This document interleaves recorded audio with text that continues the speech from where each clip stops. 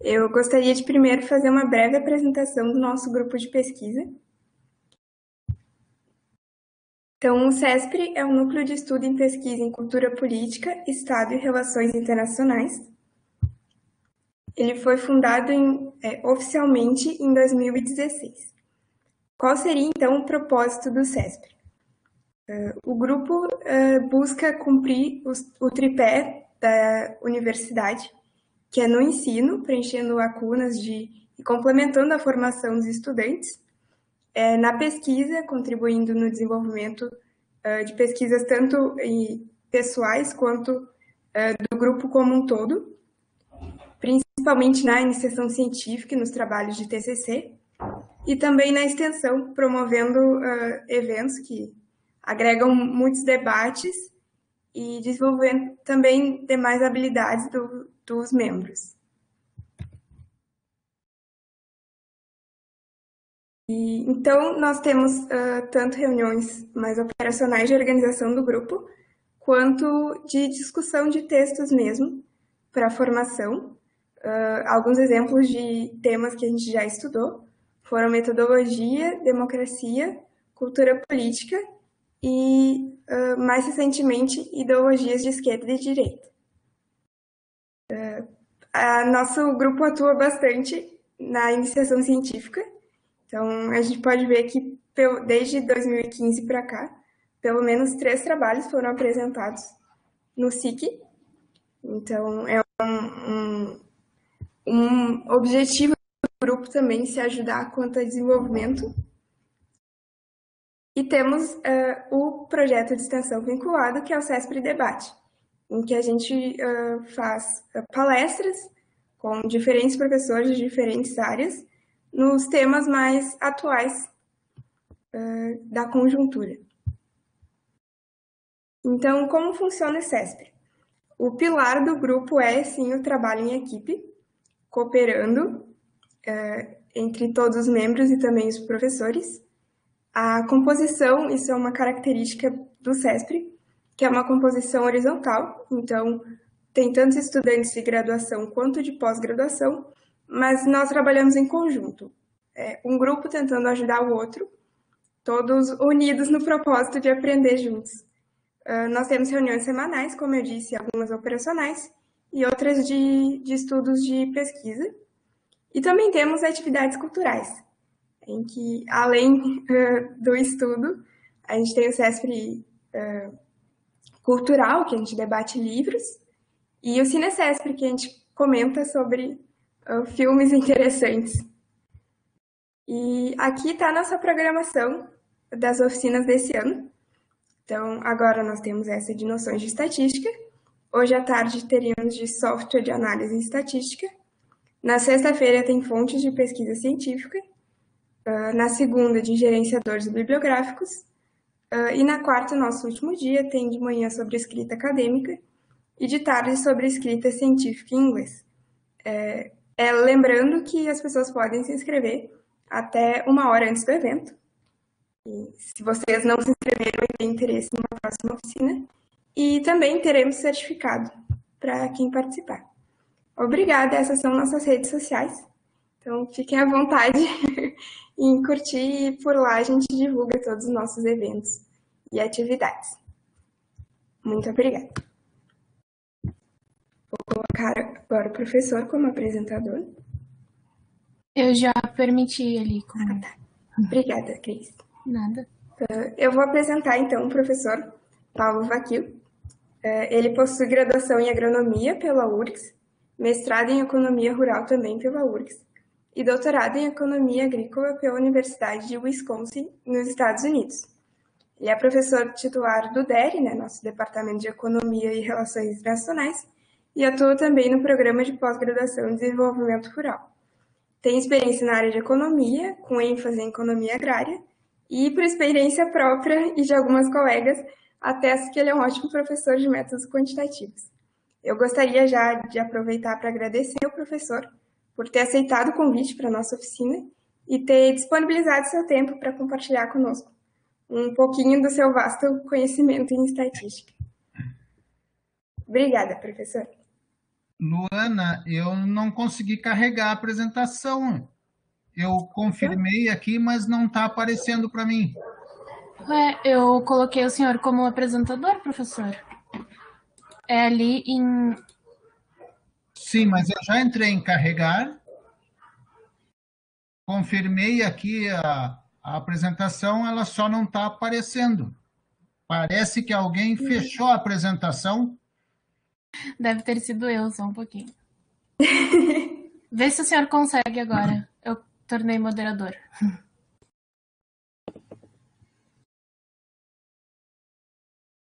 A gente testou antes, tinha funcionado. Antes tinha carregado normal, só que eu agora só estou vendo as duas imagens de câmera, a Luana e eu, e a apresentação não está aparecendo.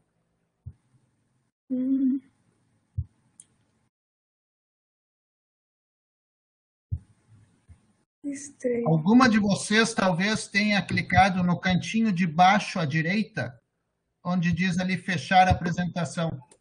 Sim, eu tentei, eu tô tentando restaurar a apresentação, mas tá bloqueado para mim. Daí, no caso, talvez seja outra pessoa que esteja com essa função de restaurar. Mas não tenho certeza. Pois é. E eu não consigo aqui. Quem sabe tu volta a ser apresentadora e tenta restaurar a apresentação. Tu tenta por aí, Grace, ou quer que eu tente aqui? Vocês estão vendo a minha tela? Sim. Sim. Tá, eu acho que agora vai funcionar. Eu vou interromper aqui. E aí eu não fechei a apresentação. E agora eu vou tornar o professor apresentador. Agora acho que vai dar.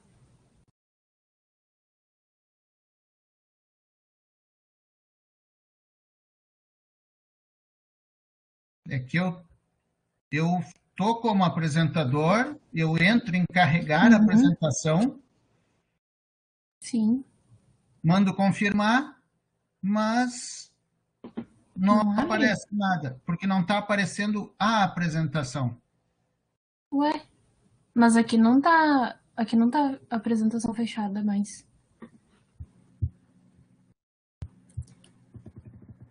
Se a gente... Não sei se o professor nos enviar e a gente tenta.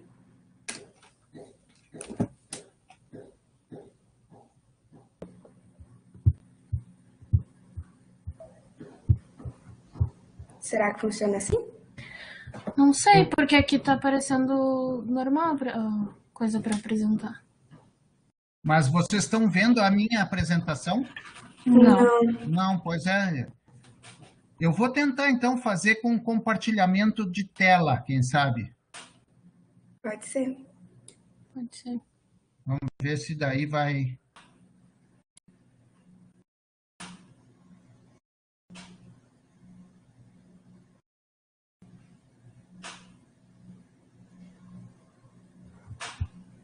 Porque antes ela tinha aberto normalmente.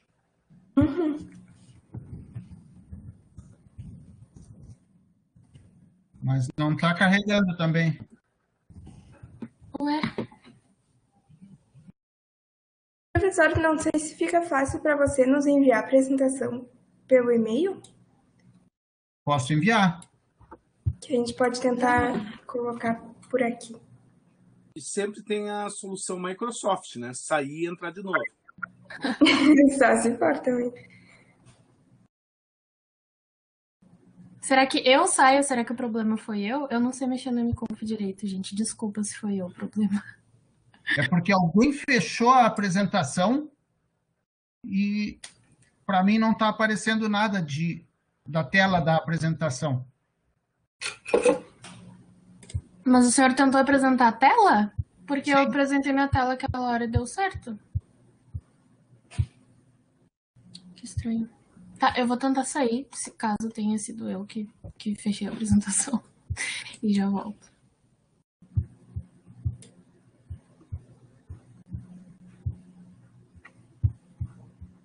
Vamos tentar, então, essa pelo e-mail. Eu posso tentar apresentar por aqui. Vamos ver. Aqui diz que está carregando. Agora carregou. Agora carregou. Isso. Tá, Eu fechei o arquivo que eu já tinha carregado e abri ele de novo agora. Ah, então deu certo. Realmente foi eu o problema? Não sei, agora a gente conseguiu. Ai, mil desculpas, gente. Eu não sei mexer direito. Desculpa Bom, mesmo. Eu vou desligar minha câmera, então. Bom, gente, primeiro, muito obrigado pelo convite.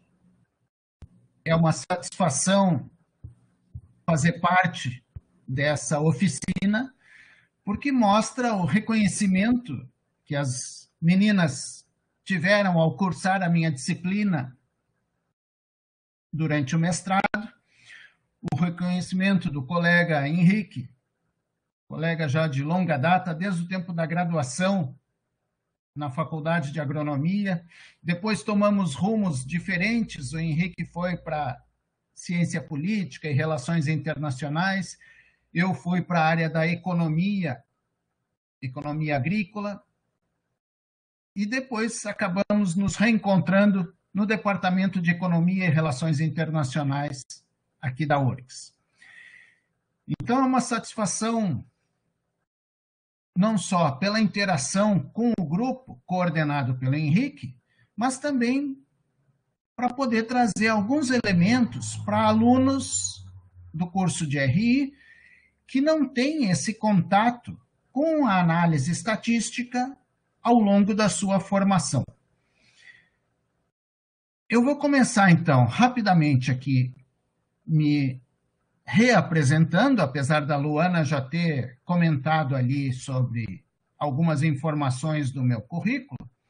Eu quero dizer para vocês que eu sou engenheiro agrônomo e atuo no Departamento de Economia e Relações Internacionais em disciplinas voltadas para a área de ciências agrárias. Então, vocês, estando no curso de RI, talvez nem me conheçam e não vão ter disciplinas comigo, porque eu não atuo nas disciplinas nem da economia, nem de RI. Eu faço parte do departamento, mas as disciplinas que eu ofereço são de conteúdos da economia na área das agrárias, principalmente pela minha formação. Então, eu ofereço disciplinas na agronomia, na veterinária e na zootecnia. E na pós-graduação, eu trabalho em 2 programas, o PGDR, pós em desenvolvimento rural, e também no pós em agronegócios. Então, vocês podem perceber que toda a minha atuação é voltada para essa interação entre a economia e as ciências agrárias, tanto na graduação como na pós-graduação. Mas na minha disciplina do pós, eu aceito alunos de outros programas. A Luana, a Grace, outras alunas do grupo já fizeram a minha disciplina, não porque elas tenham interesse no desenvolvimento rural, mas porque elas buscaram alguma disciplina que trabalhasse com estatística e encontraram essa disciplina oferecida pelo desenvolvimento rural, mas que abriga interesses os mais diversos possíveis. Nessa disciplina oferecida pelo PGDR, geralmente eu tenho em torno de 30 alunos a cada semestre e alunos de diferentes programas de pós-graduação. Nos últimos semestres, eram alunos de 8, 9 ou até 10 diferentes programas de pós-graduação. Então, para mim, isso é uma grande satisfação, porque eu acho que é isso que faz a universidade. A universidade tem uma grande característica que é a diversidade. E quando a gente abriga os mais diferentes interesses numa disciplina que trabalha com ferramentas de análise, a gente percebe que está contribuindo nas mais diferentes áreas do conhecimento. Então, eu quero trazer hoje aqui para vocês algumas ideias, algumas propostas de análise que vão combinar as ferramentas da análise estatística com os temas de interesse desse grupo de pesquisa. Inicialmente, eu não sabia se seriam só alunos de RI, se teriam também alunos da ciência política. Eu acabei preparando algo que faz esse diálogo, que faz esse meio de campo entre estatística, RI e a ciência política. Em qualquer momento, vocês podem me interromper, vocês podem abrir seus microfones e falar, vocês podem escrever no bate-papo, que eu vou ficar acompanhando aqui, se surge alguma questão, algum comentário, qualquer intervenção que vocês queiram fazer, fiquem à vontade. A minha intenção aqui é dialogar com vocês, trazer alguns elementos, mas está dialogando para fazer qualquer complementação, qualquer esclarecimento que seja necessário. Bom, a primeira coisa que me chamou a atenção foi quando recebi o convite da Grace, eu disse, bom, vou ver o que tem de estatística nos cursos de RI e ciência política. A ciência política está dentro das ciências sociais, então eu fui dar uma olhada para ver o que eu encontrava na estrutura dos cursos de RI e ciência política. Eu encontrei um livro, está aí a figurinha dele, intitulado Métodos Quantitativos em Ciência Política, talvez a única publicação mais direcionada para a ciência política no país. E apresenta a estatística como uma ferramenta de apoio para análise de dados. Uma ferramenta de apoio para análise de dados que serve em qualquer área do conhecimento. É dessa forma que a estatística é apresentada em qualquer área. Depois eu vou falar sobre aplicações da estatística e nós vamos ver que se aplica na agricultura, na indústria, nos serviços, se aplica nas relações políticas, se aplica num cenário local ou até num cenário internacional, e geralmente com essa definição bem ampla. A estatística como uma ferramenta de apoio para que a gente possa analisar dados. Mas quando a gente direciona para a ciência política, envolve, mais especificamente, análise de dados para tomar decisões, a análise estratégica e a projeção de cenários, a validação ou a contraprova de relatórios. Esse é um conceito mais direcionado para a aplicação da estatística nas relações internacionais e na ciência política. Me chamou a atenção quando eu fui olhar o currículo dos cursos de graduação, eu percebi que o currículo de RI não tem nenhuma disciplina de estatística. Na URGS, porque em outras universidades tem. RI em Santa Maria tem uma disciplina de estatística. RI na UNB tem estatística, mas RI na URGS não. Então, aqui eu já deixo uma sugestão para vocês. Proponham para a Congrade a inclusão de uma disciplina de estatística na grade curricular, mesmo que seja como eletiva. Não precisa ser obrigatória, mas vocês precisam ter a oportunidade de cursar uma disciplina assim.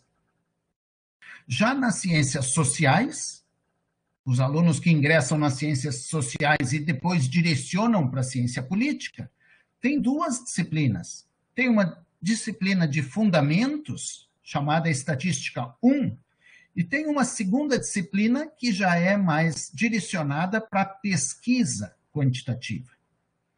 E eu até encontrei um TCC elaborado por um aluno em 2016, o Eduardo Schindler, cujo título é Aproximando a Ciência Política e a Estatística na Era do Big Data. é um TCC bastante interessante, porque traz uma série de elementos, de aplicações da estatística na ciência política, num período, numa era em que nós temos uma enorme disponibilidade de dados.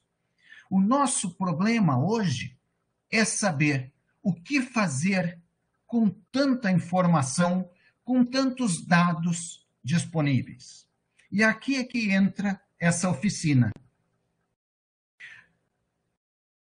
Vocês não têm ideia como era no passado. Vocês são jovens e vocês são da geração de fácil acesso à informação. Eu sou do tempo em que, para formar uma base de dados, eu tinha que ir para a biblioteca, eu tinha que folhear censos, folhear anais, folhear livros para encontrar dados, copiar os dados, para depois fazer a digitação. Hoje, a gente tem um acesso a muito mais dados com muito mais rapidez. Mas o problema dessas gerações mais atuais é não saber o que fazer com esses dados.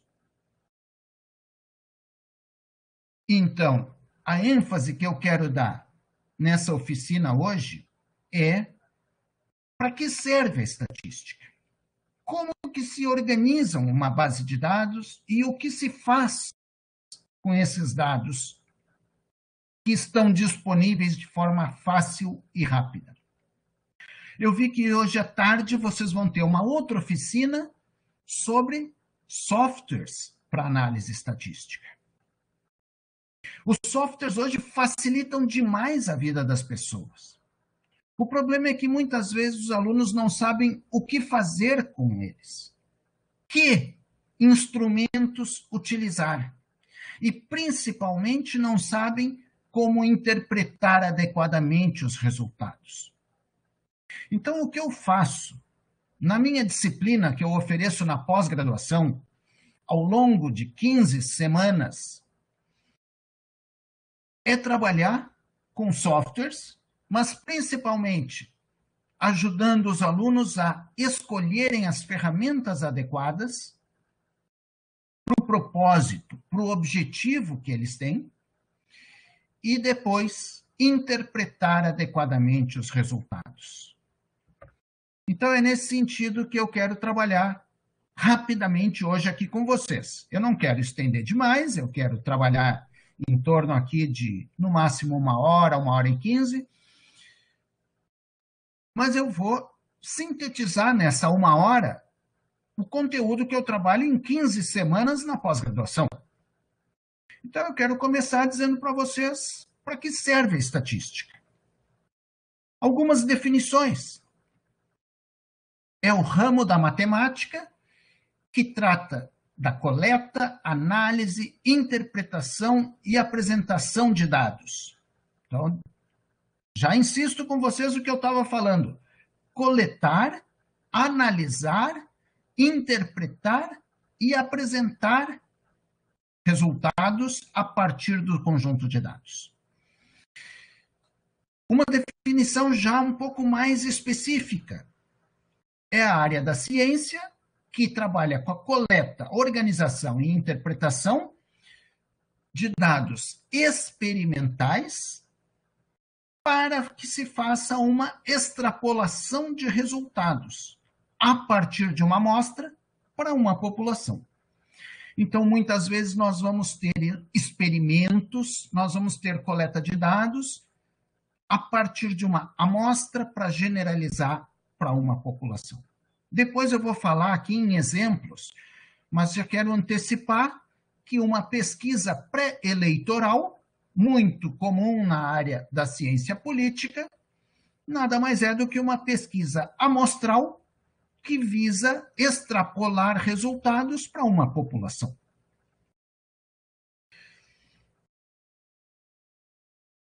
E ainda mais uma definição da estatística com as suas contribuições para análises de previsão da ocorrência de algum evento específico e também para estudar relações entre variáveis de um processo. Então, uma outra aplicação que eu já vou antecipar para vocês é a previsão do tempo. Como é que se faz previsão do tempo? Com base em instrumentos, medições, mas principalmente em modelos estatísticos. São modelos estatísticos utilizados para fazer previsão do tempo. E as relações entre variáveis, que ao final dessa oficina eu vou falar com exemplos até de trabalhos apresentados pelas mestrandas do grupo, na minha disciplina da pós-graduação, falando um pouco sobre exemplos de aplicações para analisar relações entre variáveis na área de ciência política, cultura política e relações internacionais.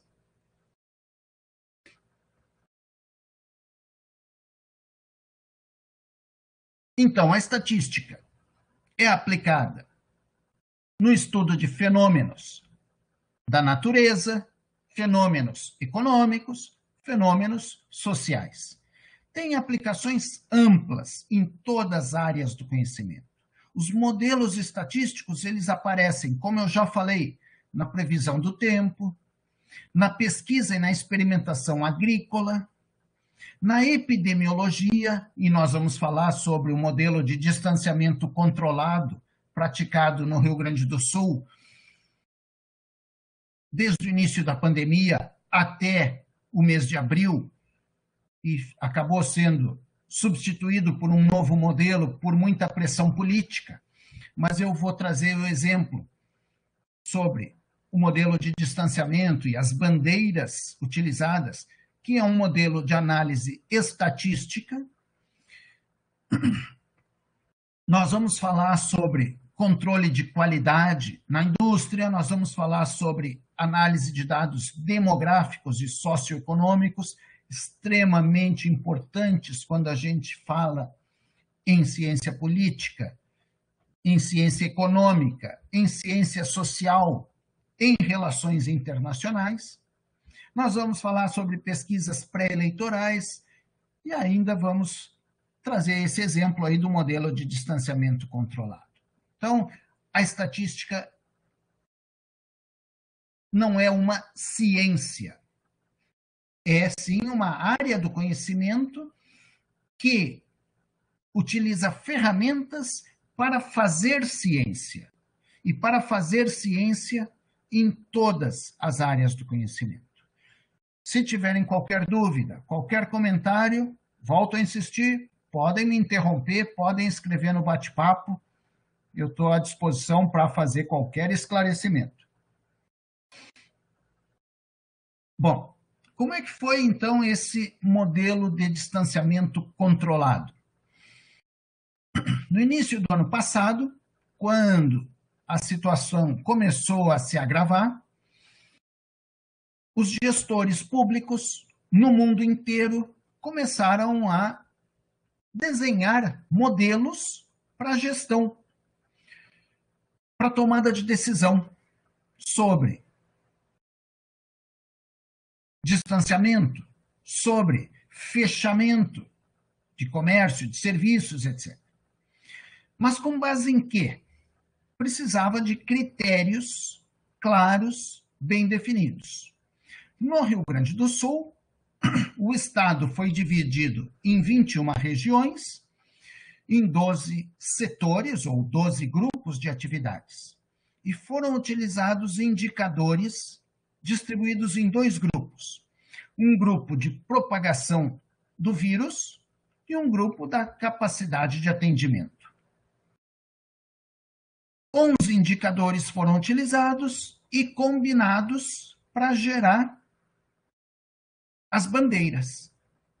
Foi uma análise estatística, levando em conta as 21 regiões, os 11 indicadores e a análise semanal. Era feito a constituição dessa base de dados pela Secretaria da Saúde, eram atribuídas pontuações e o cálculo definia a bandeira amarela, laranja, vermelha ou até preta. Quando a situação se agravou muito e nós tivemos o estado inteiro em bandeira preta, aí veio muita pressão política, porque ninguém queria fechamento e parece que a preocupação com a economia era maior do que a preocupação com a saúde. E aí veio muita pressão e o governo do estado acabou mudando o sistema de acompanhamento.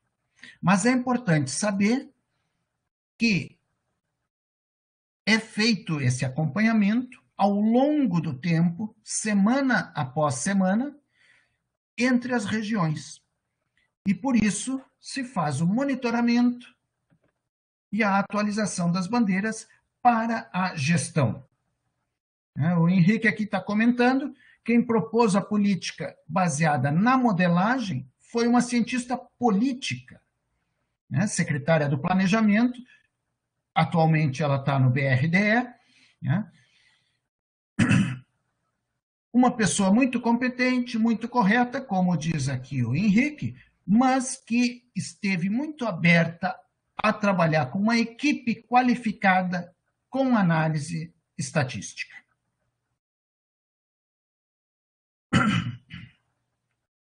Bom, como eu disse antes, nós vivemos num período de fácil acesso, de rápido acesso. Nós temos hoje tecnologias de informação, nós estamos conseguindo enfrentar essa pandemia, mesmo com o distanciamento, sem interromper nossas atividades e talvez até intensificando nossas atividades, com muito maior acesso a dados. Nós temos hoje uma ampla formação das redes de pesquisa e compartilhamento de dados. E com isso, hoje, nós temos muita facilidade para trabalhar com bases de dados internacionais, nacionais, bases de dados locais, bases públicas ou privadas. Nós podemos trabalhar com dados secundários de outras fontes, ou nós podemos trabalhar com a coleta de dados primários, aplicando questionários. Então, hoje nós temos acesso muito mais rápido e eficiente às bases de dados. O grupo aí coordenado pelo Henrique trabalha muito com uma base de dados internacional, a base de dados de valores, a World Value Survey, que é uma ampla base de dados de vários países, muito atualizada, com vários temas de interesse da cultura política e relações internacionais. O IBGE é uma excelente fonte de dados nacionais. O IBGE realiza o censo demográfico a cada 10 anos, por lei. No ano passado, que era um ano censitário, não foi realizado por causa da pandemia. E ficou para o ano atual. E nesse ano, o governo federal cortou os recursos do censo e o censo não vai sair este ano. Será que sai no próximo ano? Nós tivemos agora a interrupção de uma série, sempre o censo demográfico veio sendo realizado a cada 10 anos, traçando um perfil da população brasileira, trazendo elementos para a formulação de políticas, não só políticas nacionais, mas também as políticas regionais, as políticas locais. A nossa expectativa é que seja realizado no ano que vem, em 2022, e que traga elementos mais atualizados para que a gente possa, então, propor, avaliar e implementar políticas no nosso país. Mas o que eu quero dizer para vocês é que nós temos dados, nós temos acesso aos dados, nas mais diferentes fontes. A grande questão é o que fazer com esses dados, como organizar. E é isso que eu quero trabalhar a partir de agora, então. Tá? Primeiro de tudo, nós temos que pensar na sistematização desses dados, preparando para a análise. E aí eu quero trazer duas definições. Primeiro, a definição de variáveis. São as nossas variáveis de análise. É tudo aquilo que varia. Por exemplo, a idade de cada um de vocês é uma variável. O sexo, masculino ou feminino, é uma variável. Não precisa ser numérica. O curso de atuação de vocês, se todos são alunos de RI, não é uma variável, porque todos têm a mesma formação. Aí não varia. Mas se a gente pegar alunos da universidade, nós temos alunos em diferentes cursos. Aí sim é uma variável. Então, tudo o que varia pode ser visto como uma variável, mas nós temos que ter ideia de como essas variáveis são medidas. Se são categorias de análise, se são valores numéricos, se é uma escala. Nós temos que saber quais são as unidades de medida. O peso de cada um pode ser medido em gramas, em quilogramas ou em toneladas. Essa informação ela é fundamental. O que varia e como é medida. E a outra definição é de observação. Observação é tudo o que se observa. E o que se observa, então, vai ser a nossa unidade de análise. A unidade de análise podem ser indivíduos, podem ser pessoas. A unidade pode ser uma família, pode ser uma empresa, pode ser um município, pode ser um país, pode ser uma propriedade agrícola, um estabelecimento agrícola. Então, nós temos que definir quais são as variáveis que variam entre os indivíduos, entre as observações que a gente tem.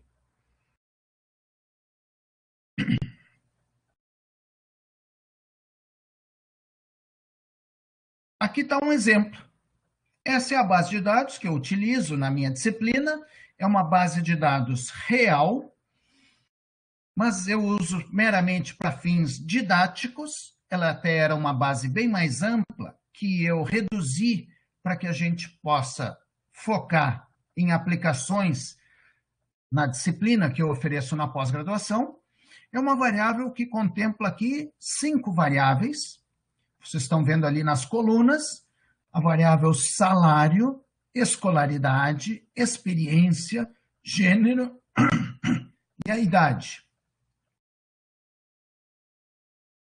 E as observações que a gente tem são as pessoas, são indivíduos.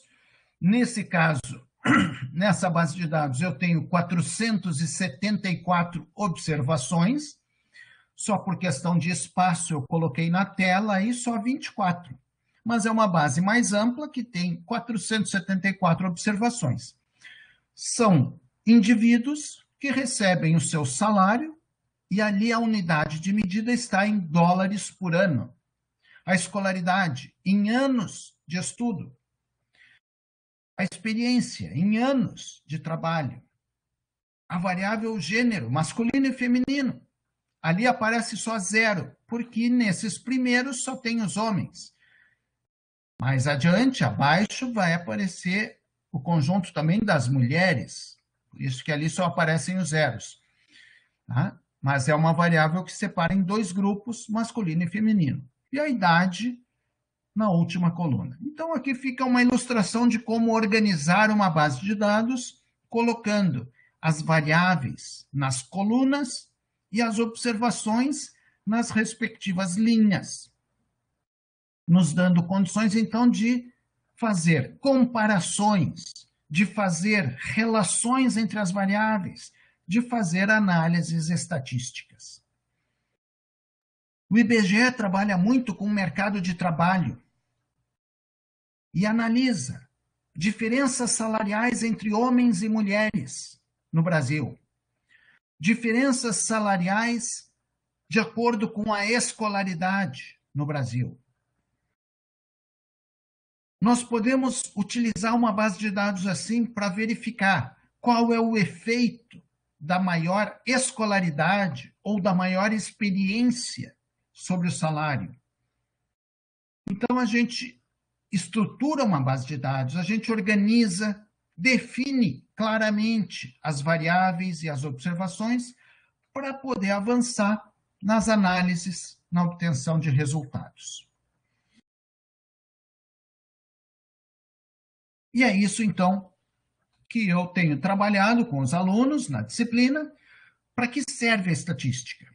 Passo a passo, para obter dados, para organizar e trabalhar na descrição inicial, com a elaboração de tabelas e de gráficos, interpretando e fazendo análises descritivas iniciais, e aí verificando se nós temos dados populacionais ou amostrais. Se nós temos toda uma população, nós vamos tirar conclusões sobre essa população. Agora, se nós temos uma amostra, é dessa amostra que nós vamos testar, inferir algo e extrair conclusões sobre a população. Geralmente, em trabalhos de pesquisa, nós vamos trabalhar com amostras. Uma pesquisa pré-eleitoral não trabalha com todos os eleitores, vai trabalhar com uma amostra e dessa amostra vai fazer inferência sobre a população. Uma pesquisa sobre a eficácia de uma vacina trabalha com uma amostra. Ao longo do ano passado, nós tivemos institutos de pesquisa chamando voluntários para participar da amostra. Para participar de uma pesquisa, recebendo a vacina ou placebo, para verificar a eficácia daquela vacina. Então, é um estudo amostral que leva a testes estatísticos para que a gente possa inferir algo.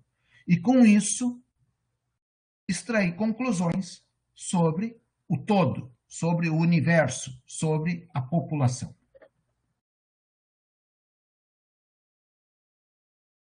Então, eu quero separar aqui em duas partes. A análise estatística, geralmente, é dividida na estatística descritiva e na inferência. E a inferência, muitas vezes, conduz à modelagem e às projeções. Então, na primeira parte da minha disciplina, no pós, eu insisto muito nas ferramentas de análise descritiva, para descrever, para conhecer melhor um conjunto de dados, visando caracterizar, sintetizar um conjunto de dados, e utiliza, nesse sentido, as distribuições de frequências, as medidas de tendência central, e as medidas de variabilidade. Na segunda parte da disciplina, a gente avança para a inferência estatística. E na inferência, como eu comentei antes, o nosso interesse está na extração de conclusões sobre uma população a partir de uma amostra ou de um experimento, com base nos dados amostrais ou experimentais, nós vamos testar hipóteses ou vamos estabelecer relações entre essas variáveis e vamos daí sim tirar conclusões sobre toda a população. Então eu vou, a partir de agora, apresentar para vocês algumas ferramentas para descrição e depois para inferência estatística.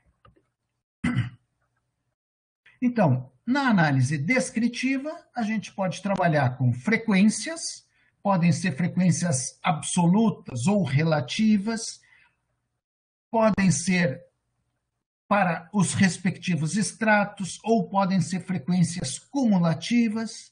Geralmente, na distribuição de frequências, nós temos que estratificar, temos que organizar por estratos, por classes, por grupos ou por categorias.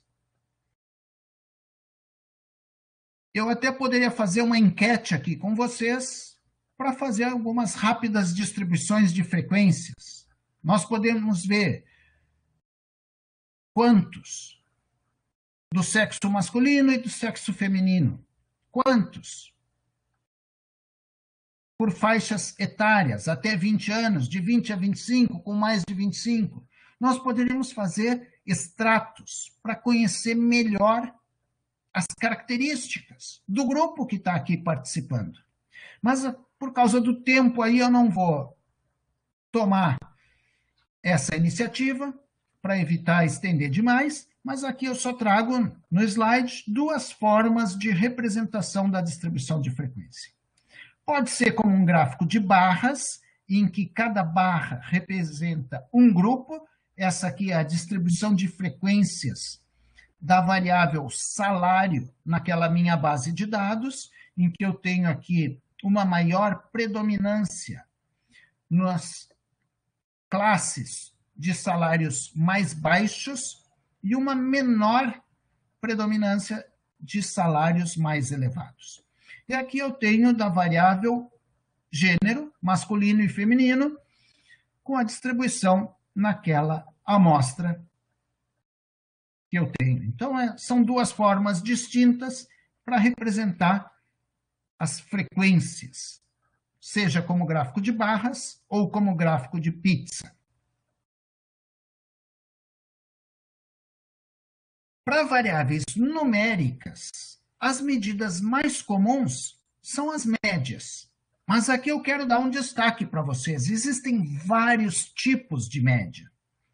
O mais comum, o mais conhecido, é o uso da média simples, a média aritmética.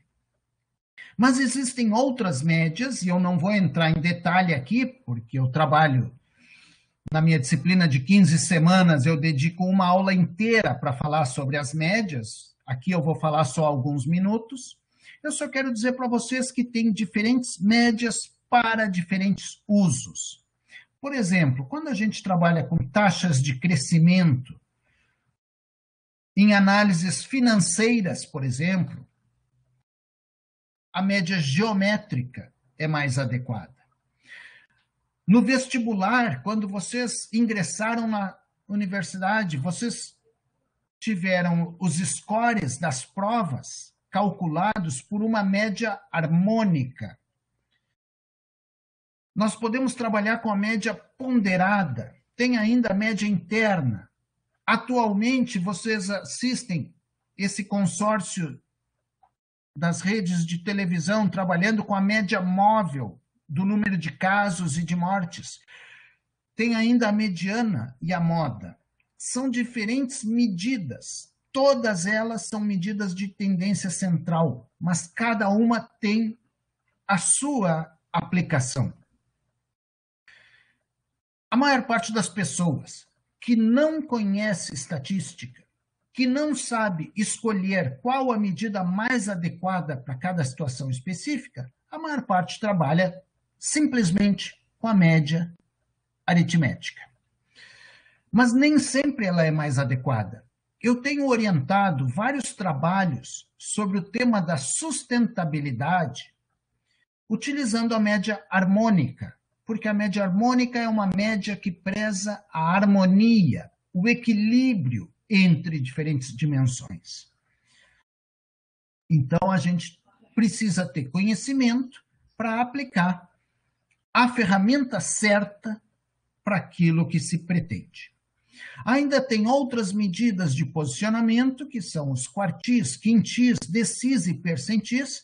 Talvez esses termos vocês nunca tenham ouvido falar, mas são apenas divisões de uma distribuição. Por exemplo, nós podemos pegar os 10% mais ricos da população, podemos analisar os 10% mais pobres de uma população. Esse é o conceito das medidas de posicionamento. Tá? São divisões em 4, em 5, em 10 ou em 100 partes. E ainda eu quero mostrar para vocês uma grande limitação das médias, que é esse exemplo numérico aqui ao lado. Em cada situação, nós temos ali 3 medidas. Considerem isso como sendo o peso de 3 pessoas. No primeiro caso, 3 pessoas com quase o mesmo peso, a média é 72. No segundo, já tem uma diferença maior entre os indivíduos, mas a média se mantém. No terceiro, nós já temos um mais magrinho, um mais gordinho, mas mesmo assim, a média dos 3 se mantém a mesma. Então, a média nem sempre ela é suficiente, porque nós podemos representar para uma população uma determinada média, mas nós temos uma distribuição muito desigual. Quando a gente fala em renda, isso é muito típico. No Brasil, a renda média não é muito baixa, não.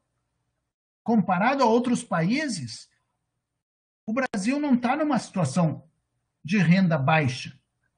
O grande problema no Brasil é a desigualdade de renda.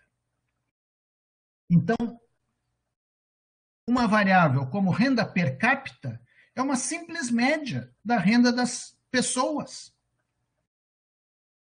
E essa renda per capita não representa bem a realidade, principalmente quando a desigualdade é muito grande. E é por isso, então, que eu quero avançar.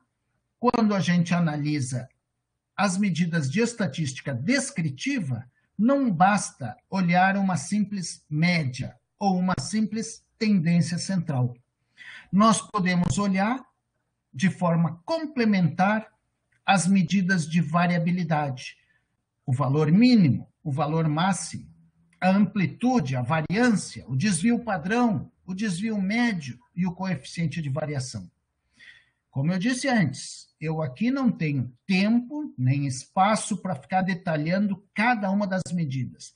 Eu só quero dar uma ideia para vocês da abrangência, das possibilidades de análise estatística. Hoje à tarde, se vocês vão ter uma oficina sobre softwares para análise estatística, todos os softwares estatísticos têm um amplo leque de possibilidades. Um menu cheio de alternativas das medidas de tendência central e de variabilidade. A questão é saber escolher para cada finalidade específica. Ainda existem medidas de assimetria, medidas de desigualdade, medidas de concentração. Vou direcionar um pouco para a minha área de trabalho. Eu tenho estudado muito mudanças na estrutura de mercado, na agricultura e na indústria. E nas últimas 2 décadas, o Brasil passou por uma forte concentração agroindustrial.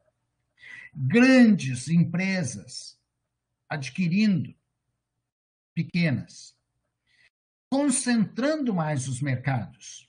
Um número menor de grandes empresas atuando no setor agrícola e agroindustrial. Então, a gente tem trabalhado com medidas de concentração de mercado. São medidas complementares.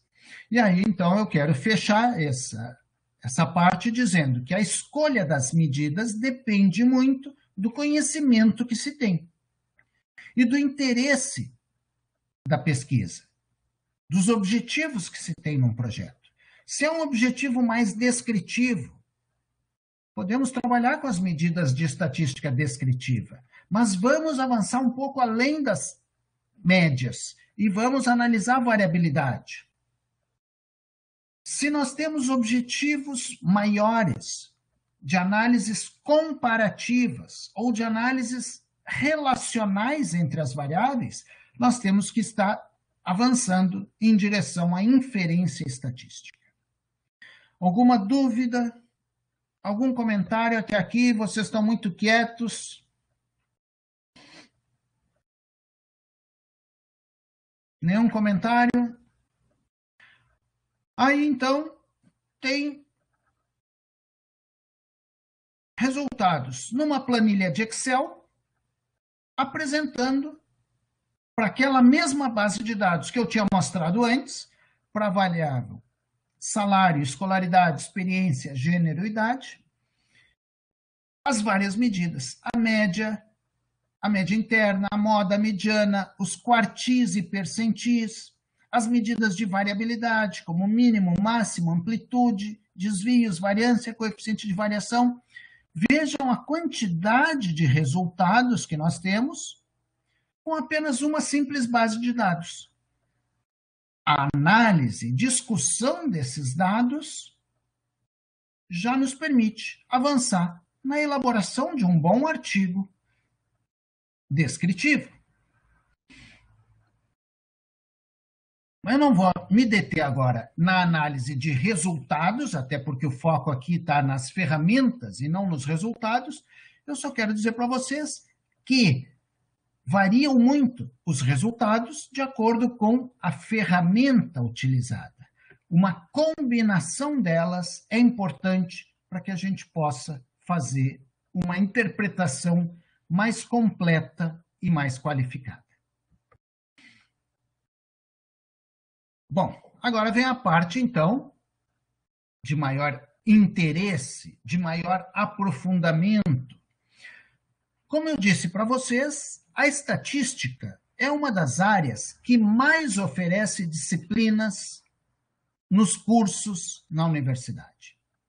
Mas, na maioria deles, as disciplinas enfatizam apenas a estatística descritiva. Isso que eu estava falando agora sobre frequências, médias e as medidas de variabilidade. São poucos os cursos que têm disciplinas com aprofundamentos. E eu quero só dizer para vocês, para que ao menos tenham ouvido falar uma vez na vida. E que se em algum dia forem ler um artigo que trabalham com análises comparativas ou relacionais, vocês saibam do que esse artigo está falando. Quando a gente quer fazer comparação entre grupos, entre classes ou categorias, nós podemos fazer comparações entre países. No final, eu vou falar sobre uma aplicação de uma das alunas que fez a minha disciplina, que faz uma comparação usando a World Value Survey para comparar Brasil e Alemanha. Nós podemos aqui fazer uma comparação entre colorados e gremistas. Nós podemos fazer comparações entre tratamentos. E é assim que se testa uma vacina. A vacina é eficaz se na comparação entre os que receberam a vacina e os que receberam placebo, o resultado é diferente. Porque se o resultado for igual, a vacina não fez efeito nenhum. Ela foi igual ao placebo. Então, para testar uma vacina ou para analisar relações internacionais entre os países, a análise comparativa ela é relevante. Também a inferência vai servir para fazer análises relacionais, estabelecendo relações entre as variáveis, percebendo se existe alguma variação conjunta ou se existe alguma causa e efeito, alguma relação de causalidade. A inferência, então, vai envolver um processo de amostragem, definindo uma margem de erro, testando hipóteses, estimando intervalos de confiança. Podemos trabalhar com análises de correlações, regressões ou ainda outras análises multivariadas. Eu até vou apressar um pouco, porque eu acho que o meu tempo está ficando curto. Né? Primeiro, quando a gente fala em pesquisa amostral, a gente tem que saber que a amostra deve representar bem a nossa população. Então, não adianta fazer uma pesquisa amostral num único bairro na cidade. Um bairro de renda alta ou de renda baixa não vai representar adequadamente. Nós temos que coletar observações nessa amostra de forma representativa de toda uma população. A mesma coisa, não se pode fazer um teste de uma vacina só com atletas, ou só com homens, ou só com mulheres, ou só com idosos, ou só com jovens. Nós temos que ter representatividade das características de toda a população. Então, na definição da amostra, levar em conta as características, também a precisão que se deseja e o nível de confiança dessa pesquisa. Isso vai definir o tamanho de uma amostra e as características dessa amostra. Com base nos resultados, aí sim nós vamos ter condições de inferir sobre a população. Ótimo, Luana. Avançando, então, o que a gente quer quando testa uma hipótese? Nós fazemos uma hipótese que é uma afirmação que a gente não sabe se ela é verdadeira ou falsa. E nós vamos usar os dados de uma amostra para testar se nós vamos aceitar ou rejeitar aquela hipótese. Um exemplo. A produção de uma nova vacina, agora ela tem que ser testada. A hipótese. A vacina é eficaz. Ou seja, eu espero que os resultados sejam diferentes daqueles indivíduos que tomaram placebo. Se eu não aceitar essa hipótese, se os resultados forem iguais, bom, é porque a vacina não é eficaz. Então, testar hipóteses significa fazer uma afirmação que vai ser testada para ser validada ou não. Nós podemos ter um teste para um valor específico, nós podemos ter testes para comparar dois grupos, vacinados e aqueles que receberam placebo, ou para comparar um país com outro país, um grupo com outro grupo. Nós podemos comparar proporções ou comparar a variabilidade. Eu também ofereço oficinas para o pessoal da economia, para o pessoal que trabalha com finanças. E aí eu uso muito o exemplo de diferentes aplicações financeiras. Como é que tu analisa uma aplicação em relação à outra? Como é que tu analisa, por exemplo, a caderneta de poupança em relação às variações num fundo de ações? Nós podemos simplesmente analisar a média num determinado período. Mas aí não entra a questão de risco. O risco está envolvido na variabilidade. Então, muitas vezes, nós temos que analisar não só o rendimento médio de uma aplicação, mas também o risco envolvido. E é por isso que essa combinação entre medidas de tendência central e medidas de variabilidade, ela é importante. E nós temos testes de hipóteses para analisar, então, comparativamente, as médias e também as variâncias. Aqui eu trago dois exemplos. Um é do salário comparando dois grupos. Aqui é o grupo, na verdade, esse aqui não é de homens e mulheres, é um grupo que eu nem apresentei antes para vocês, mas que separa brancos de não brancos. E aí nós temos uma distribuição salarial de um grupo e de outro e podemos visualmente verificar que há diferenças. E aqui está um exemplo de aplicação do teste estatístico comparando homens e mulheres. Aqui fica muito claro que o salário médio dos homens naquela base de dados é bem maior do que o das mulheres. Nem precisaria de um teste estatístico para verificar a diferença. Mas nem sempre é assim. Muitas vezes, ao olho nu, a gente não tem condições de verificar a diferença.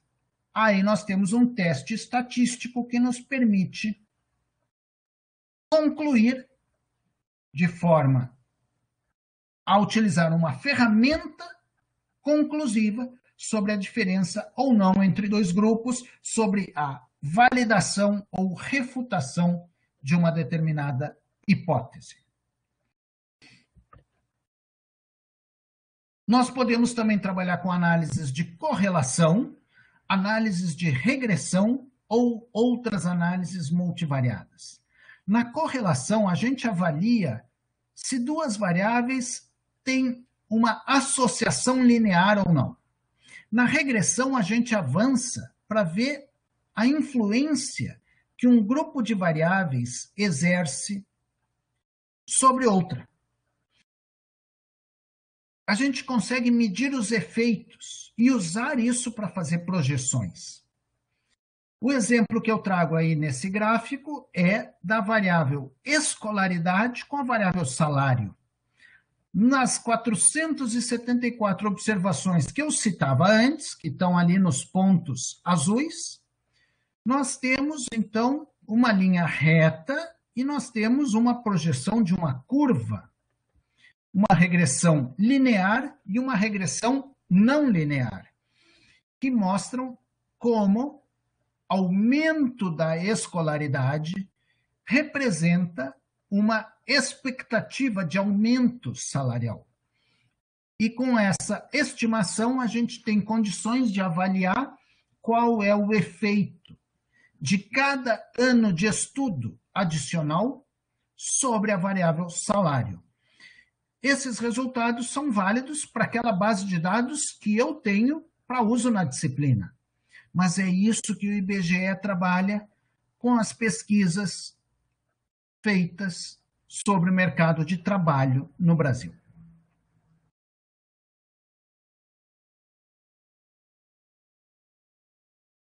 Bem, para eu ir direcionando então para o final, eu queria terminar pelas 11h15, talvez eu vou avançar até 11h30 e depois deixar um tempo aí para a gente conversar um pouco e tirar dúvidas. Eu quero terminar então citando 2 trabalhos feitos pelas mestrandas, talvez agora já doutorandas no grupo, né? Na disciplina que cursaram comigo no ano passado e no ano anterior. Primeiro eu vou citar o trabalho da Grace, que no ano passado, em 2020, cursou a disciplina e fez um artigo sobre o apoio à democracia e a sua relação com a satisfação econômica aqui no Brasil. Ela utilizou os dados dessa pesquisa mundial de valores, o World Value Survey, dados da 7ª onda. A Grace selecionou 5 variáveis para analisar essa relação entre apoio à democracia e a satisfação econômica. E essas 5 variáveis tratavam, então, de dados de 1.762 indivíduos, 1.762 observações. E ela utilizou, então, essas 1.762 observações para verificar a relação entre estas 5 variáveis. Ela utilizou estatística descritiva para descrever, analisando as frequências, fazendo tabulações cruzadas, ou seja, já estabelecendo relações entre variáveis, e aplicou o teste Q-quadrado, que é um teste não paramétrico para variáveis categóricas, que era o caso dessas 5 variáveis estabelecidas ali em categorias. E é muito interessante, um resultado encontrado pela Grace é que ela não evidenciou, com base nessa amostra, uma relação entre pessoas que apoiam a democracia e que têm satisfação econômica. Não há evidências para o Brasil dessa relação entre apoio à democracia e satisfação econômica. É uma amostra bem considerável, é um número de observações grande, são coletas feitas de forma a representar a população, e esse resultado aqui é uma inferência, então, com base na amostra, sendo extrapolada para uma população, de que não há uma relação significativa entre essas duas dimensões, utilizando as 5 variáveis de análise. E o segundo trabalho que eu quero citar é o da Luana e Ana Paula, que cursaram a disciplina no ano anterior, em 2019, quando ainda foi de forma presencial. A Grace, quando cursou, já teve só a primeira aula e depois já foi com ensino remoto. Mas a Ana Paula e Luana cursaram em 19, ainda foi de forma presencial. O trabalho delas para a disciplina foi sobre confiança nas instituições e confiança nas Forças Armadas. E elas fizeram uma análise comparativa, comparando 2 países, no caso o Brasil e a Alemanha. Também utilizaram dados da World Value Survey, mas aqui foram dados da 5ª e 6ª onda. No caso da Ana Paula e Luana, selecionaram 9 variáveis, 1.495 observações do Brasil, 2.032 da Alemanha. Percebam que não é o mesmo número de observações para um país e outro, mas nos 2 casos é um número elevado, bem significativo. E elas usaram 9 variáveis, então, para fazer análise comparativa. Percebam que eu escolhi 2 trabalhos na área de atuação do grupo de pesquisa, mas 2 trabalhos diferentes. Um que faz análise comparativa, que é este aqui, e o outro que faz análise relacional, que foi o trabalho da Grace. A Grace fazia relação entre 2 coisas. Relação entre... Deixa eu voltar atrás. A Grace fazia relação entre 2 coisas. Apoio à democracia e satisfação econômica. Análise relacional, relacionando 2 dimensões, o apoio à democracia e satisfação econômica. A Ana Paula e a Luana, na disciplina, fizeram uma análise comparativa, comparando 2 grupos, Brasil e Alemanha. Também usaram ferramentas de estatística descritiva, mas aí utilizaram outras ferramentas para inferência, que foram as correlações e as regressões. E o principal resultado que a Ana Paula e a Luana encontraram foi que existem semelhanças entre o Brasil e a Alemanha no que se refere à confiança nas Forças Armadas. Mas existem diferenças marcantes, significativas, estatisticamente significativas, no que se refere à confiança nas instituições de forma geral. E que existem diferentes fatores que explicam essas diferenças. Bom, gente, então, para terminar, eu quero dizer para vocês que é muito importante essa oficina para dar uma ideia para vocês das possibilidades de análise, do menu de ferramentas que a estatística nos oferece. Na oficina hoje à tarde, em que vocês vão ver software estatístico, vocês vão ver uma ampla gama de possibilidades.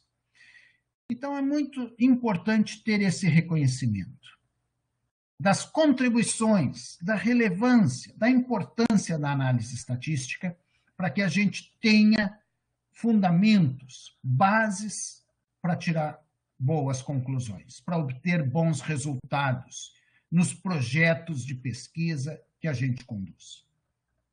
Precisa ter conhecimento para organizar adequadamente bases de dados, para caracterizar, utilizando estatística descritiva.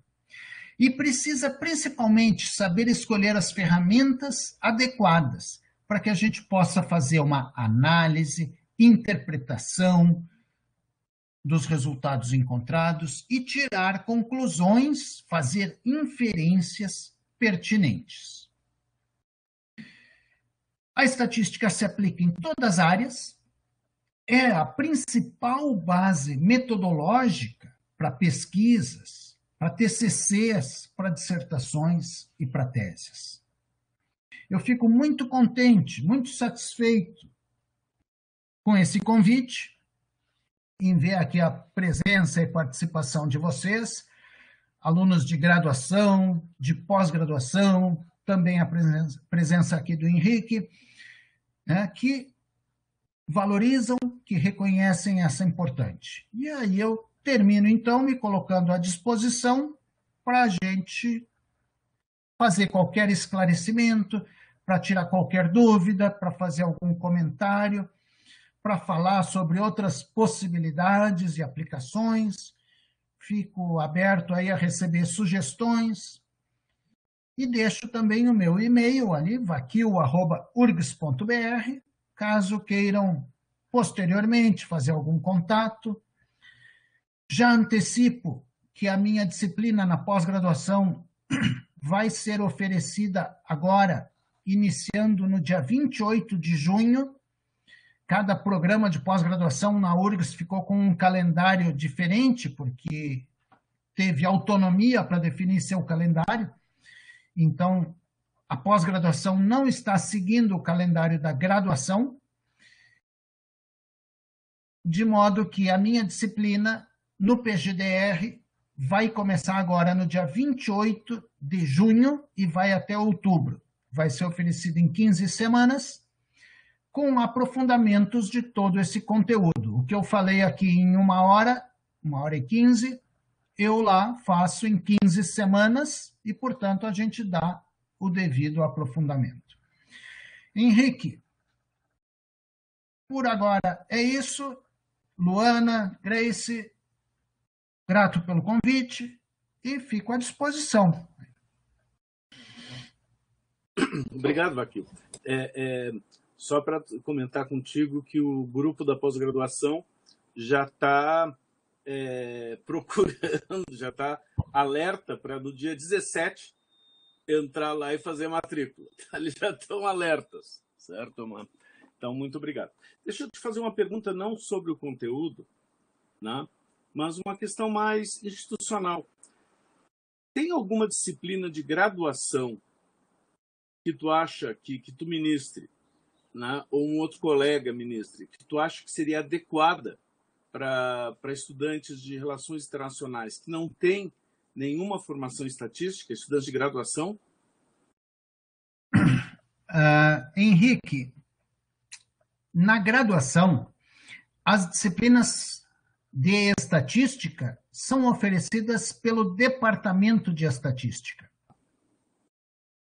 O que nós, no Departamento de Economia e Relações Internacionais, trabalhamos são disciplinas mais de conteúdo de economia. Eu mesmo, na graduação, não trabalho nada com estatística. Eu trabalho com disciplinas de economia na área das ciências agrárias. Mas é claro que tem disciplinas da estatística, eu diria, estatística básica. Eu indico para todos os alunos em qualquer curso de graduação. Mas aí tem que procurar no departamento de estatística. Essa disciplina que eu citei, deixa eu botar lá no slide de novo, que eu citei lá na frente, oferecida para o curso de Ciências Sociais, Estatística 1. É uma disciplina oferecida pelo Departamento de Estatística. E é uma disciplina muito básica para falar sobre a importância da estatística, as frequências, médias, né? O grande problema que eu vejo, e é a crítica que eu faço, é que geralmente o pessoal lá da estatística quer ensinar estatística, quer ensinar fórmulas, quer que os alunos aprendam a calcular coisas. E eles não ensinam a aplicação disso em softwares específicos. Eles não dão muita atenção para a questão da interpretação. Né? Mas eu acho assim, de qualquer forma, é uma formação importante. Eu recomendo, por exemplo, essa disciplina Estatística 1, que é oferecida pelo Departamento de Estatística, para qualquer aluno, em qualquer curso de graduação. Depois, conforme a área do conhecimento e conforme o interesse, tem aprofundamentos. Na área das ciências sociais, tem essa de pesquisa quantitativa. Na área das agrárias, vai ter disciplinas já de experimentação agrícola. Na área da saúde, tem muitas disciplinas na área de epidemiologia, que utilizam estatística, né? Mas essa estatística 1, para mim, é a mais básica. Obrigado. Só um comentário mais, eu fui convidado ontem para fazer parte do núcleo docente estruturante do curso de Relações Internacionais e, bom, eu vou bater na tecla, que é justamente onde se discute conteúdos do curso. Então, eu vou bater na tecla disso. E sobre essa diferença que fizeste aí da visão dos colegas da estatística para outras visões, eu costumo falar da diferença de estatística e métodos quantitativos. Para cientista social, só em casos muito específicos ele vai precisar conhecer estatística mesmo, né? Tem que ser para alguém mais especializado, mas, em geral, com métodos quantitativos e análise descritiva bem feita, se resolve a maior parte dos problemas na área de ciências sociais. Existe uma crescente, é muito engraçado isso aqui. Os nossos colegas cientistas sociais aprenderam a fazer análises multivariadas, particularmente regressões e regressões logísticas, às vezes sem entender muito a matemática por trás, o que cria alguns probleminhas, né? E agora ficou uma febre de modelos multivariados no Brasil, muitos carecem de significado real, né?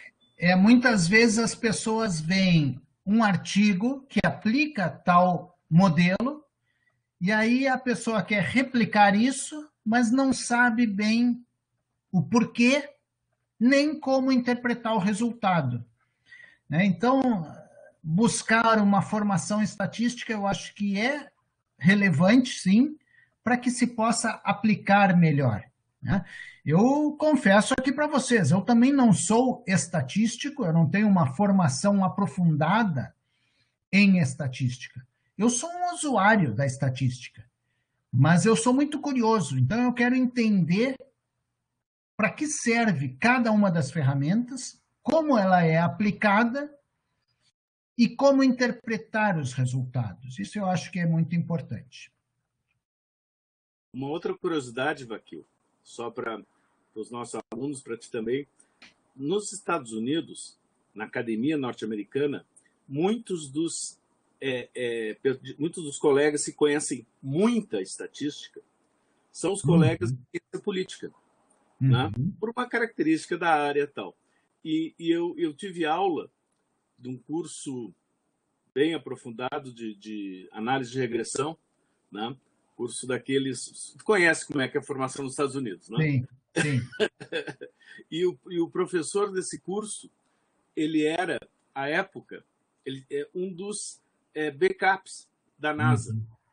Ou seja, a NASA tem um conjunto de cientistas nos Estados Unidos que estão com papel e lápis na mão para o caso de acontecer um colapso total nos Estados Unidos durante uma viagem espacial para calcular à mão o retorno, etc, etc. Então, ele disse que o contrato dele, claro que ele não falou detalhes, né, até porque deve ter cláusula de sigilo, mas que ele dizia que quando alguns momentos do ano ele não podia fazer nada. O trabalho dele era ficar parado, esperando algum desastre. Mas esse exemplo ele é muito interessante, porque tu falasse aqui na NASA, mas o grande salto da estatística, ele ocorreu durante a Primeira Guerra Mundial e depois, mais ainda, durante a Segunda Guerra Mundial, quando, para a definição de estratégias militares, a estatística foi muito utilizada. análises de dados estatísticos para definir estratégias. Então, não é a minha área, eu não trabalho com questões de segurança, mas é uma área que usa muito a estatística.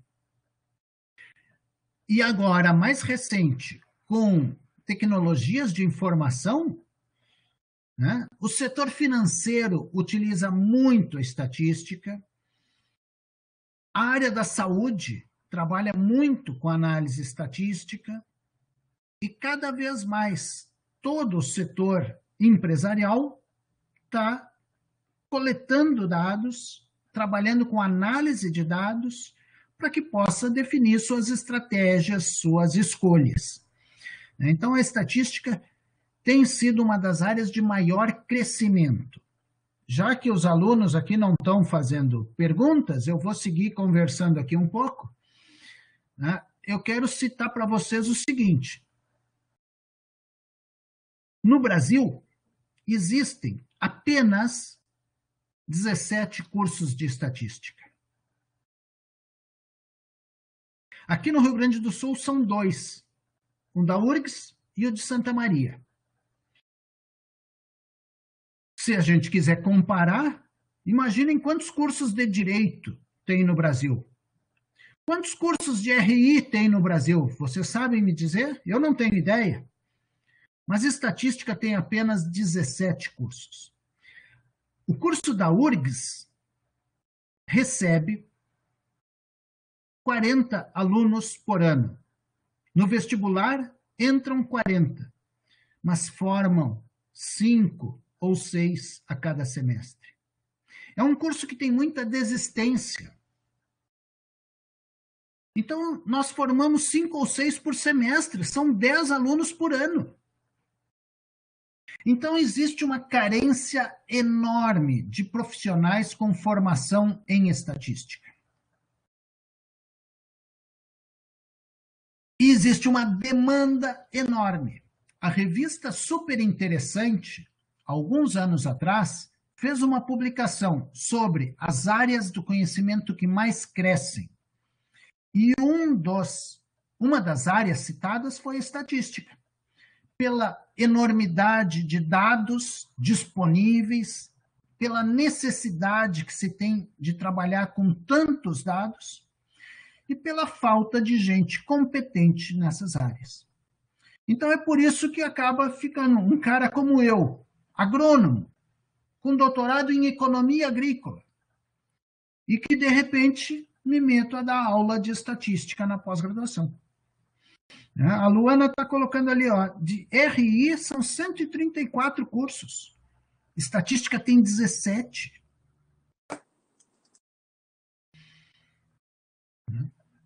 Então, existe aí um espaço muito grande. E eu não tenho dúvida de que na área de RI, de ciência política, cada vez mais a estatística vai se fazer presente.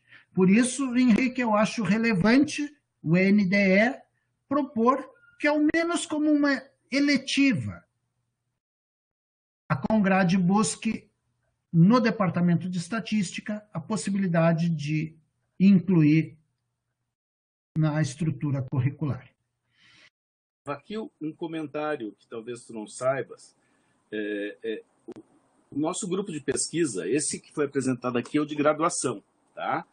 Temos uma série de outros grupos de pesquisa, porque esse da graduação tem uma característica, foi a Sônia, minha companheira falecida, que propôs. Sim. Que a lógica era inversa, era os estudantes de pós-graduação apoiarem os de graduação, e não como ser feito. E tem os grupos de pós-graduação, de pesquisa mais estrito senso, né? E um deles, o Pirandello, ele é voltado para ciências sociais e inteligência artificial. Mas não como geralmente o pessoal da inteligência, das ciências sociais fazem, que são análises sobre a inteligência social na sociedade. Não, é utilizar ferramentas para tentar melhor explicar a sociedade. Não é Big Data, não é nuvem, não é aprendizado de máquina por aí. Eu já orientei uma tese de doutorado nesse sentido e co-orientei um trabalho de mestrado a tese de doutorado na ciência política e de mestrado na informática, eu orientei. E um dos problemas é justamente que, para poder trabalhar com ferramentas de saber o que está fazendo, com ferramentas de inteligência artificial, aprendizado de máquina e outras coisas, precisa conhecer estatística.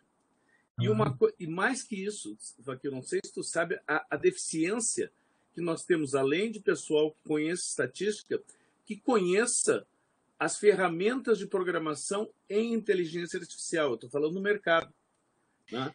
Nós não temos, se qualquer profissional que conheça de fato isso, consegue emprego assim, ele pode escolher o emprego, porque é uma carência brutal no país. E o Rio Grande do Sul, particularmente, está muito atrasado nisso. Eu quero aqui fazer 2 comentários. Primeiro, eu não sei se vocês já ouviram falar, com alguma ironia, num ditado que diz que a estatística é a arte de torturar os dados para que eles confessem aquilo que a gente deseja. A estatística, na verdade, nos oferece inúmeras ferramentas. E muitas vezes, aqueles que têm bom conhecimento de estatística usam ferramentas para atingir seus determinados objetivos. E quem não conhece, muitas vezes acaba acreditando. Porque não conhece a ferramenta estatística. Então é muito importante isso, porque existem estudos que usam ferramentas justamente para mostrar aquilo que se deseja. Alguns anos atrás, quando houve no Brasil o debate sobre o desarmamento, tinha 2 teses. Uma, dizendo que o desarmamento serviria para reduzir os níveis de violência, e tinha uma outra tese que dizia o contrário, que o desarmamento poderia provocar um aumento na violência. E as 2 teses buscavam ferramentas estatísticas. E aí houve um debate intenso, dizendo, poxa, mas quem é que tem razão? A mesma coisa agora. Essa discussão sobre a cloroquina. Não há evidências científicas que comprovem que a cloroquina ajuda a combater a Covid.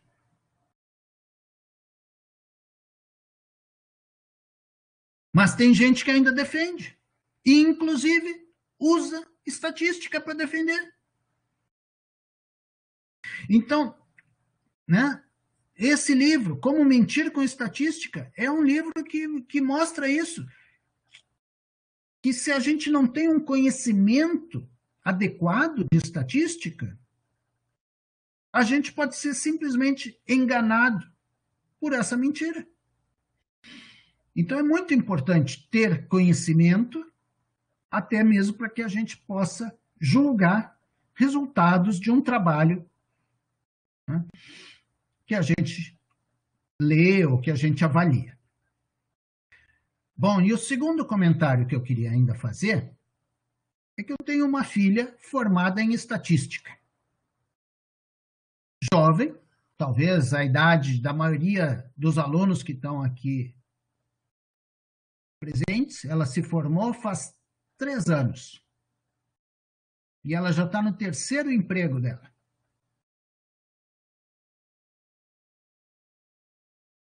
Porque tem uma demanda enorme. Ela se formou, logo foi contratada, aí foi chamada para um outro trabalho, com uma remuneração melhor e algo que ela gostava mais, e agora, recentemente, foi chamada por uma outra empresa, praticamente dobrando o salário. Em questão de 3 anos, já é o 3º emprego, e isso não significa qualquer instabilidade profissional, incerteza. Muito pelo contrário. significa oportunidade e remuneração, justamente pelo conhecimento em organização de dados, tabulação, obtenção de resultados e interpretação. Então, como uma mensagem final aqui, talvez eu queira deixar: valorizem, reconheçam a importância da estatística, busquem conhecimento, que vale a pena.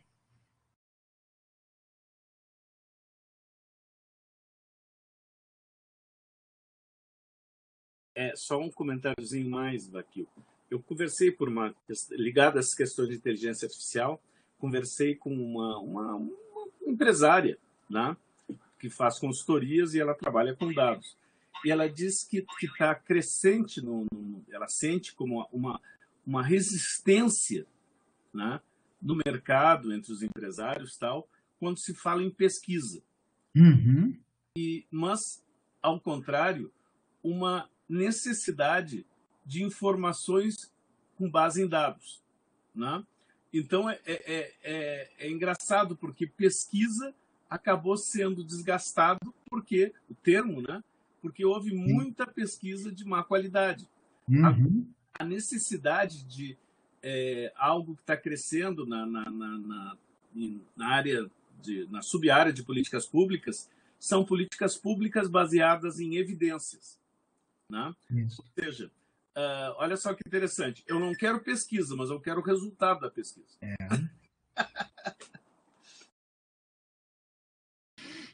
As próprias pesquisas pré-eleitorais, hoje, elas direcionam muito as campanhas, né?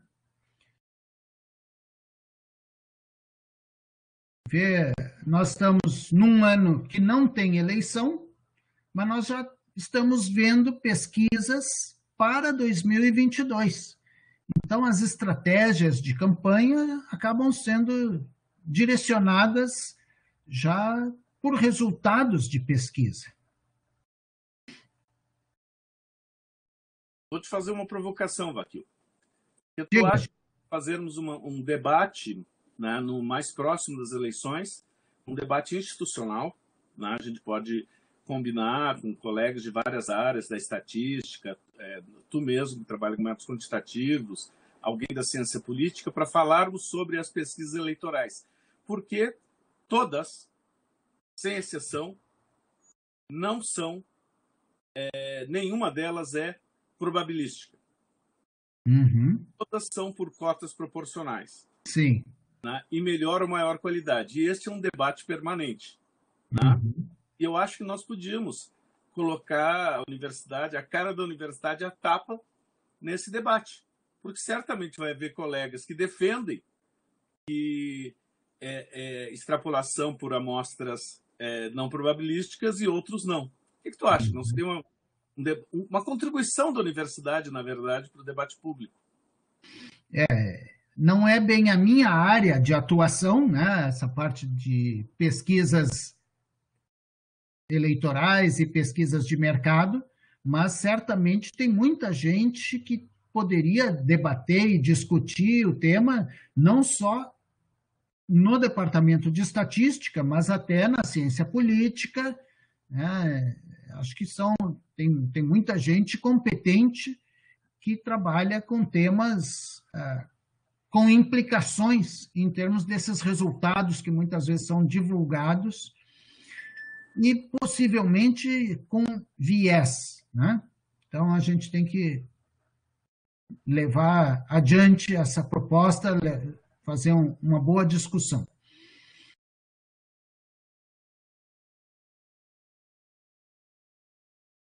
O comentário que o Thales faz ali no bate-papo é relevante, né? Porque se a gente não tem um bom conhecimento, a gente fica inseguro. A ponto de, às vezes, até se sentir enganado. Eu tenho orientados meus, eu tenho trabalhado muito com alunos na pós-graduação que leem artigos que reportam os resultados do artigo na sua dissertação ou tese, mas sem ter um senso crítico por desconhecimento das ferramentas estatísticas. Então, a gente fica inseguro. Talvez o sentimento de se sentir enganado seja mais forte, mas, no mínimo, a gente se sente inseguro quando não tem o conhecimento. Então, acho que é muito importante reconhecer isso, as contribuições que a estatística pode trazer. Não é simplesmente a modelagem, acreditar fielmente nos resultados de um modelo, mas é usar como uma ferramenta de análise, isso sim.